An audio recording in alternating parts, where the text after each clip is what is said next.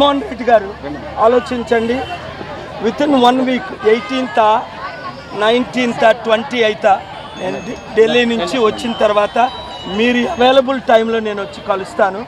మీరు తెమ్మన్నా లేకపోతే తులసి సిస్టర్ అమ్మ, ఇది ఎంత పోరాటం చేస్తున్నారు నాయుడు గారు, వాళ్ళ కోరికలు ఇచ్చని మనం కలిసి సాల్వ్ చేద్దాం. లేదనుకోండి మీకు ఓటులు వెయ్యము అని ఒక నిర్ణయానికి వచ్చారు. ఎందుకంటే 1000 రూపాయలు తెలంగాణ కంటే ఎక్కువ ఇస్తామని మీరు మాట ఇచ్చారని తులసి చెప్పింది ఇప్పుడు మీ మధ్యన.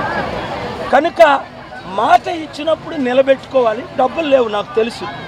మీకు పెద్ద అప్పులున్న రాష్ట్రాన్ని నరేంద్ర మోదీ గారు చంద్రబాబు నాయుడు గారు ఇచ్చారు.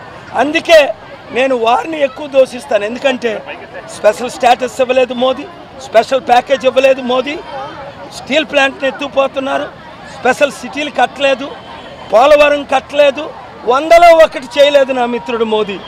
అందుకనే నేను విశాఖపట్నం ఎంపీగా నిలబడుతున్నా. 1,08,000 మంది అందరితో పాటు ఇంక చెప్పాలంటే టీచర్ల కంటే వీళ్ళు ఎక్కువ కష్టపడుతున్నారు.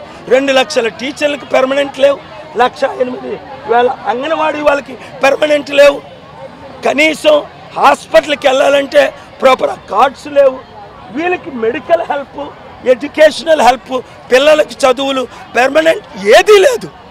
కూలోళ్ళ కంటే అధ్వానంగా ఉన్నారు. 10,000 రూపాయలు అంటే ఎంత? ఒక కూలి పని చేసుకుంటే 700 అంటే 20,000. వాళ్ళు అడుగుతుంది ఏంటి? ఒక కూలి పని చేసుకునే వాళ్ళతో సమానంగా చూడండి. నిజంగా నేను చెప్తున్నాను, జగన్మోహన్ రెడ్డి గారు 18 కానీ 19 కానీ 20 కానీ అక్కడ మోదీ గారిని రేవంత్ రెడ్డి గారిని కలిసిన తర్వాత 16, 17, 18, 19 నేను మిమ్మల్ని కలుస్తాను.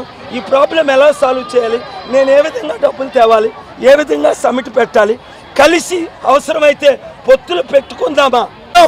పొత్తులు పెట్టుకునైనా సరే ఈరోజు ఒక సిపిఐ నాయకుడు తెలంగాణలో నేను మద్దతు ఇచ్చాను, భద్రాచలం.